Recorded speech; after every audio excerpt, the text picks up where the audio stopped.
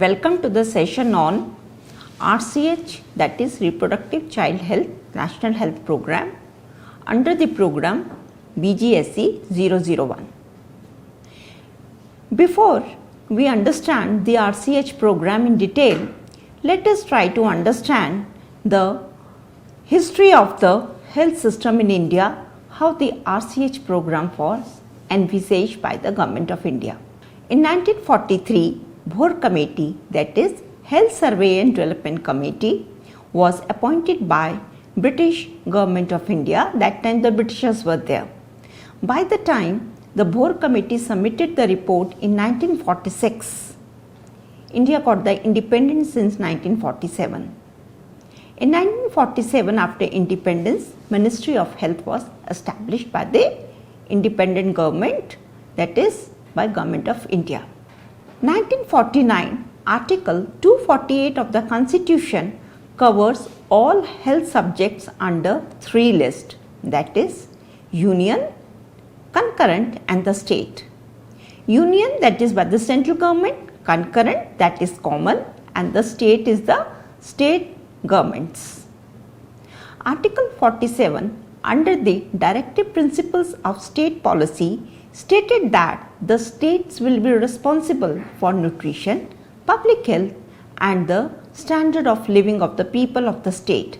That means, already we have discussed in the previous sessions that state is responsible for the health of the citizen of that particular state. 5-year plans. After independence, we started our first 5-year plan in India, that was in 1951. And MCH services were integrated part of it, and India was one of the country which had the health infrastructure even at the rural, you can say the infrastructure was there, which was based on the recommendations of the Bhor Committee. The infrastructure was sub-center, primary health center, community health centers and the district hospitals in all the states, and in the urban area, urban health centers and various hospitals. In 1953, nationwide family planning program was started. 1955, Hindu Marriage Act was passed, and in which the minimum age of marriage was specified. In 1956, Director Family Planning was appointed separately in the ministry.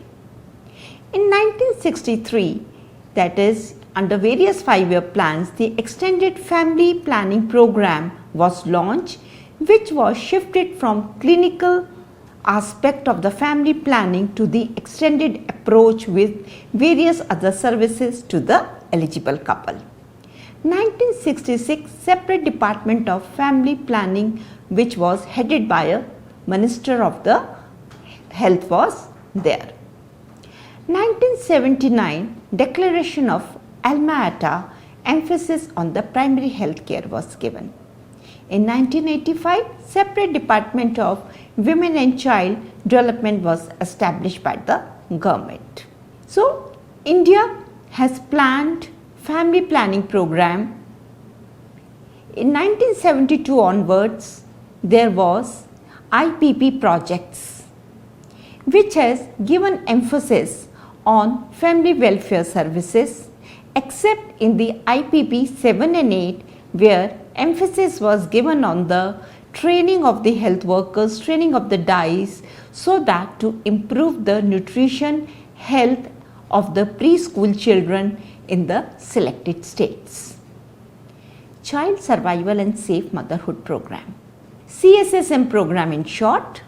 Safe motherhood was considered very important in Nairobi in 1987. There had been a focus on problems of maternal mortality and various problems related to safe motherhood. Global advocacy led to the starting of a new initiative, that is safe motherhood, in many countries. In July 1991, Government of India announced Child Survival and Safe Motherhood to strengthen the maternal and child health components of the National Planning Welfare Program.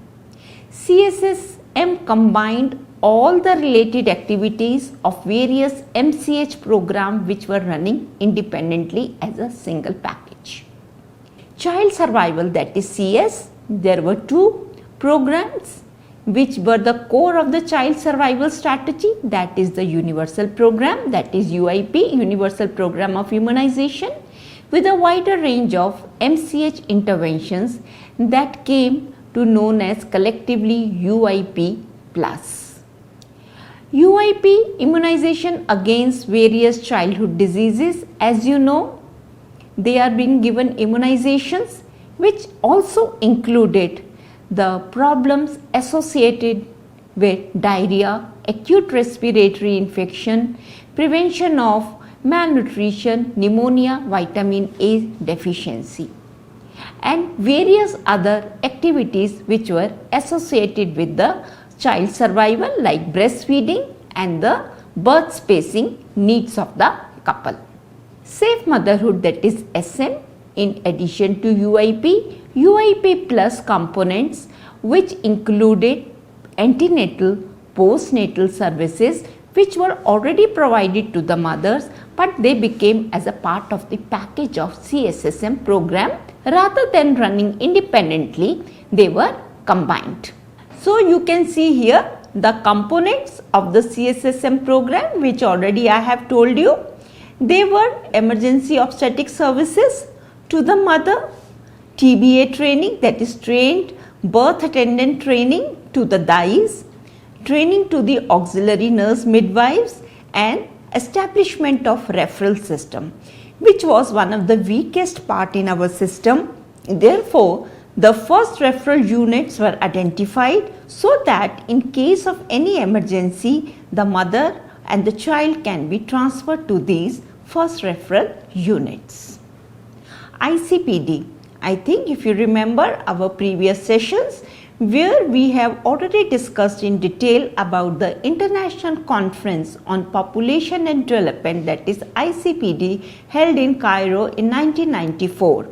Many countries adopted the various recommendations under Program of Action, and India also was one of the countries which adopted the POA.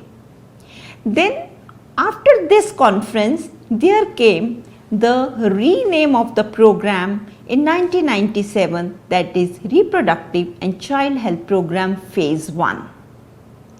The components of RCH program: women's health, safe motherhood, including safe management of unmarried women pregnancy, abortion of women, then child health, child survival, and the child development.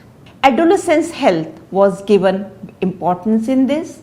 Effective family planning programs, family welfare services, ensuring informed choice so that the couple who want to adopt the family welfare services, they had the informed choice, counseling services, gender equality, and greater male participation in various activities, even the child care and even the male participation or the help of the husband during the pregnancy to the mother was given the importance.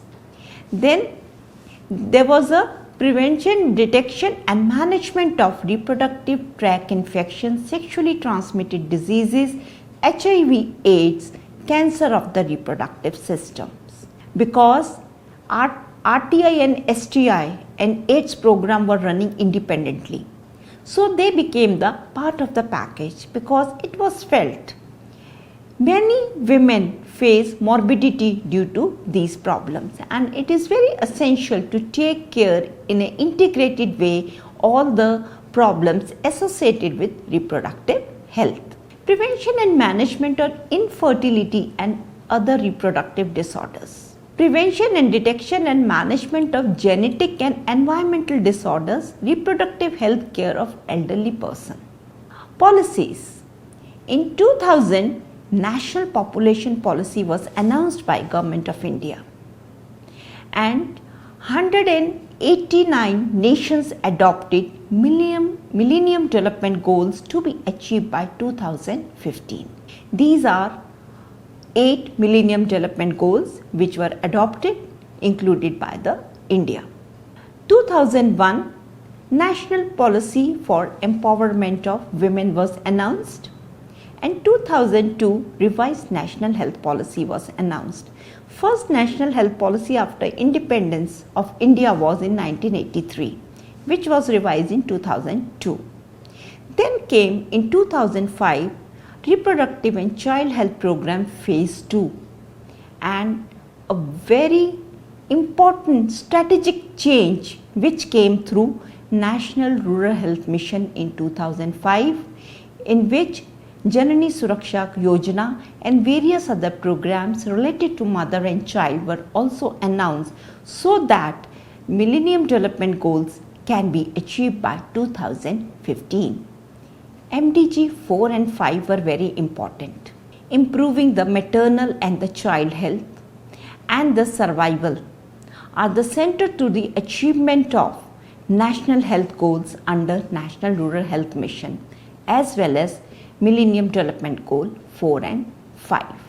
NRHM 2005, this was a strategy which brought in under one umbrella all the national health programs, all the resources together with strengthening of infrastructure, workforce, expansion of program management capacity since the launch of 2005.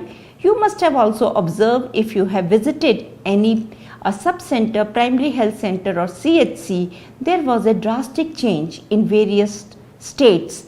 They had been stronger management system, infrastructure was improved, manpower was you can say recruited not only on regular basis but also on the contractual basis, so that the facilities can provide MCH care 24/7. RCH program. Impact through RCH program, it is important to recognize that reproductive, maternal and child health cannot be addressed in isolation as they are closely linked to health status of population in various stages of life cycle. That's why the life course perspective was adopted.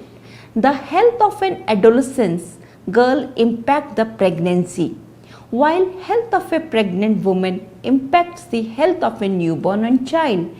As such, the interventions may be required at various stages of life which should be mutually linked.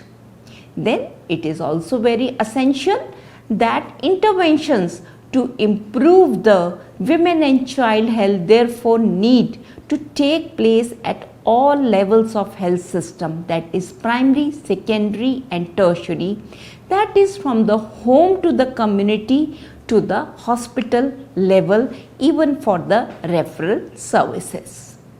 There are two dimensions of the healthcare in the RCH program, that is stages of the life cycle and places where care is to be provided is known as part of continuum of care.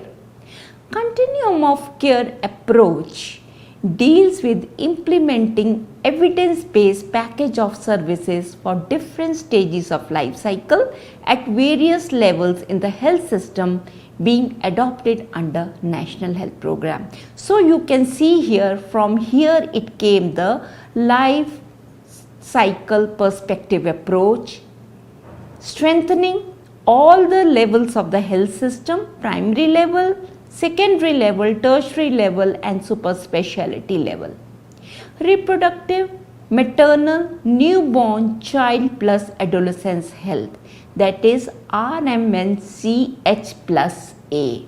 Following the Government of India, a call to action, that is CAT summit in 2013, the Ministry of Health and Family Welfare launched RMNC plus A program to influence the key interventions for reducing maternal and child mortality and morbidity. Plus is a strategic approach denoting that inclusion of adolescence as a distinct life stage in the overall strategy, because it impact the overall health of the mother, child even in the older age. linking the maternal and child health to reproductive health and other components like family planning, adolescence health, HIV, gender, your preconceptional prenatal diagnostic technique, that is your PNDT, determination of the sex of a child, which is illegal in India, all were integrated and linked with each other. Linking community and facility based care as well as referral based system at the various level, already I have explained you. Total fertility rate, as we have discussed in detail, here we will in the previous sessions, here we will go just in brief. One of the key indicator of a good reproductive health of the community is reproductive fertility, total fertility rate. Total fertility rate is linked with maternal health and child health. The TFR is defined as the average number of children that would be born to a woman over her reproductive lifespan. Health outcome, that you can see the 12th 5-year plan has defined the health outcomes and the goals relevant to RMN-CHA approach. Here you can see reduction of infant mortality rate, reduction of maternal mortality rate, and the reduction of total fertility rate. This is very important because it is, if the targets are not being achieved, it's very difficult for any country to achieve the Millennium Development Goals. Increase the facilities, equipments, increase the proportion of birth in the government and accredited private institutions. Over the time, it was observed that increase the proportion of you can say mothers and the newborn receiving the postnatal care, and increasing the proportion of the antenatal care annually, how many mothers are undergoing, and the increasing the proportion of deliveries conducted by the skilled birth attendant. So you can see under this program the emphasis was given on the delivery not at home but in the institutions by the skilled birth attendant. Who is a skilled birth attendant? They are not dais or the people who give help the mother in the home. They are the nurses and the doctors who are trained in the midwifery and undergone 6 months training, which is being recognized by their councils, and they are registered as a trained registered midwife. So how many deliveries are being conducted by the skilled birth attendants is of great importance. This is a small chart you can see where continuum of care is being given in detail. You can go through later in this. Universal Health Coverage 2012, the latest concept which came in December 2012, the United Nations General Assembly endorsed the resolutions by the various countries to achieve the universal health coverage. That means the care will be provided to everyone, everywhere, irrespective of the person, where the person is living or able to afford or not.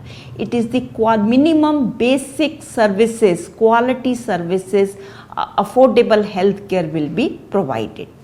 Then came the era of SDGs, that is Sustainable Development Goals, which also we have discussed in detail in our previous sessions, that SDGs were to be set in 2015 by the United Nations Assembly to be achieved by year 2030.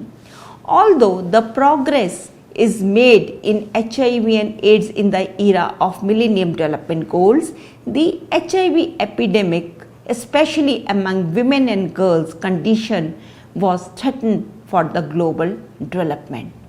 That's why in 2015, the United Nations General Assembly adopted a new Sustainable Development Goals to build up upon MDG's progress and to serve as a statement that has to be achieved by all the countries by 2030. Gender equity and the empowerment of the women and the girls is not only one of the SDGs, but also it's very critical for the achievement of 17 SDG goals which have been adopted by the countries. So SDG 3 is very important. Efforts must include giving women tools that they need to address to two of the greatest risks to their sexual and reproductive health, that is HIV and unintended pregnancy, a leading contributor to maternal mortality. That is very important to understand. Target 3.7 of SDG calls for the, you can say, efforts to achieve by 2030 to see that sexual and reproductive health care and services that include family planning, information, education, integration of reproductive health into national strategies and programs, so that all the countries can achieve these targets. 2019 marked the 25th anniversary of ICPD of the 1994, where already I have told 179 governments agenda agreed that human rights including reproductive rights were fundamental to the development of population concern and the health of the people.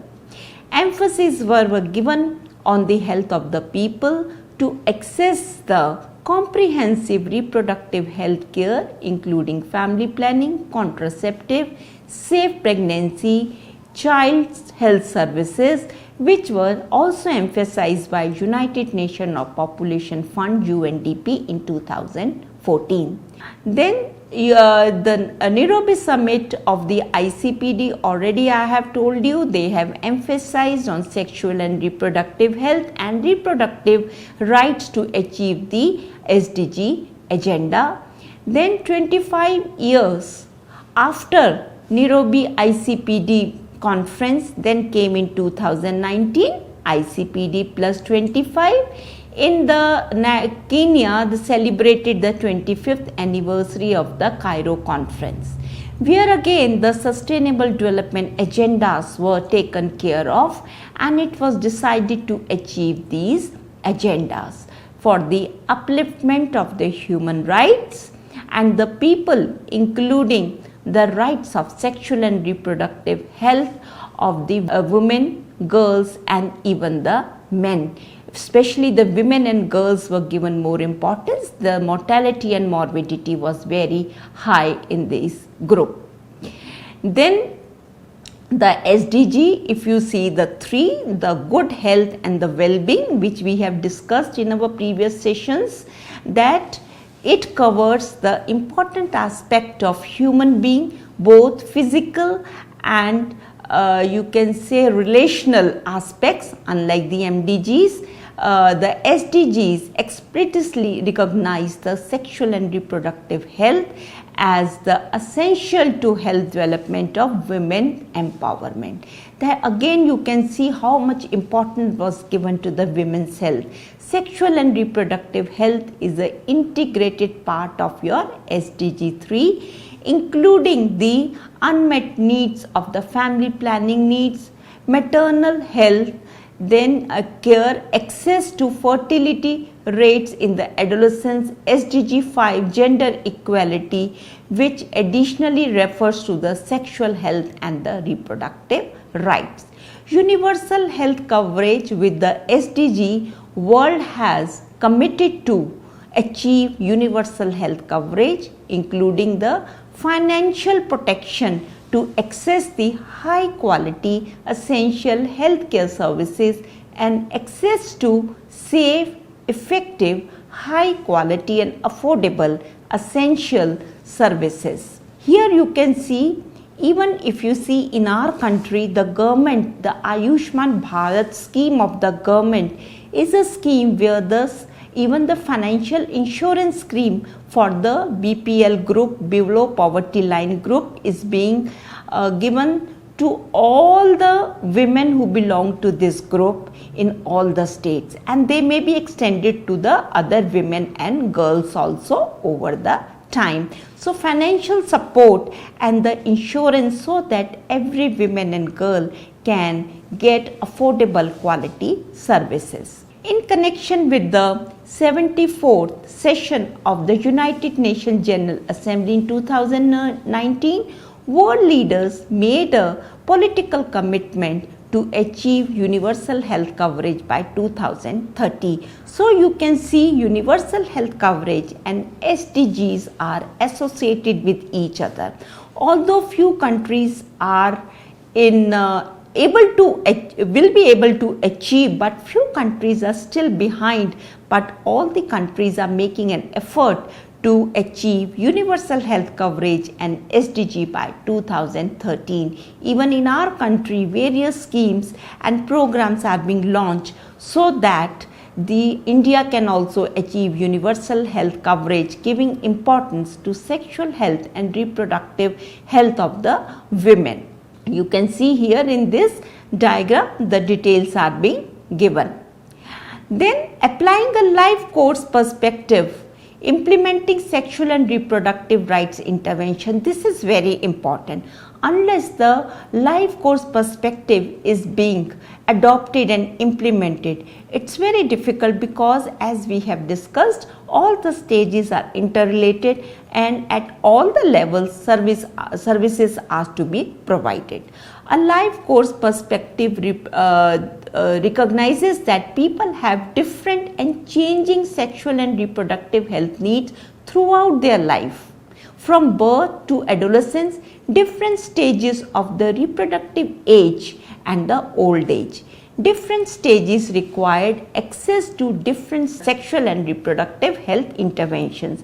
You cannot have same set of package of services for all the age group.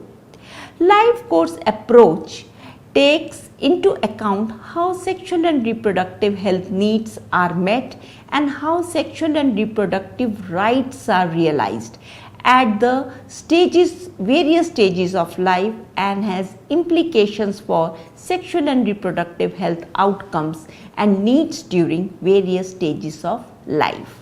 In addition, it highlights the important, effective and you can say preventive, promotive and curative services focus on reproductive health needs of the individuals. Some of the reproductive and sexual health interventions are peculiarly important for a specific particular group at a certain time of their lives. Therefore, it is very important to see that all the services which are being provided are according to their need, demand and the age group. It's very essential for all of you to understand the various package of services which includes services for the adolescents, mother and child and especially specific services regarding informed counseling, informed family planning needs, STI, RTI services, HIV/AIDS services which will actually have impact on the future of your sexual and reproductive health of the specific group. A life course approach is very important to consider the needs of the vulnerable group. And at the end, I can say universal health coverage, ultimately a political choice aiming for universal health coverage and universal access to sexual and reproductive health are the responsibility of every country at national and international level. All the states in our country are also having the plan which is based on our national guidelines, are implementing all the schemes and policies of the government to achieve universal health coverage.